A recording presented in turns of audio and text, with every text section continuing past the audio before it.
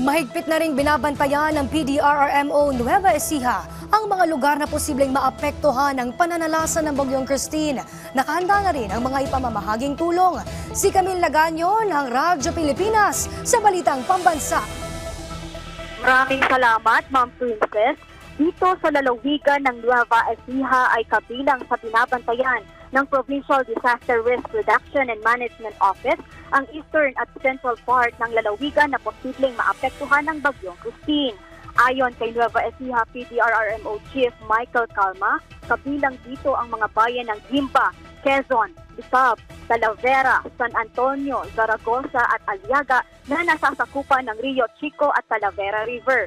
Tinukoy rin ng PDRRMO ang mga maaaring kailanganing tulong o anticipated needs ng probinsya kung sakaling magkaroon ng malawakang pagbaha dulot ng bagyo at kung sunod-sunod ang dapat respondihan sa buong lalawigan. Sinabi rito ni Calma ang tulong para sa karagdagang water search and rescue at food at non-food items.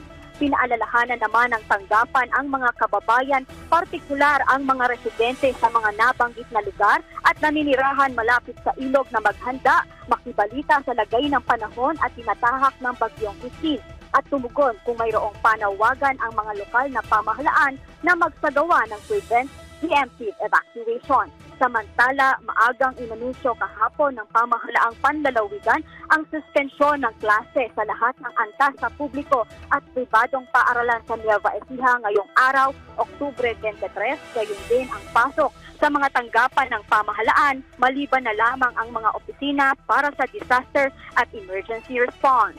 Mula sa Philippine Information Agency Gitnang Luzon, Camille Laganyo para sa Balitang Pambansa. Maraming salamat Camille Laganyo ng Philippine Information Agency.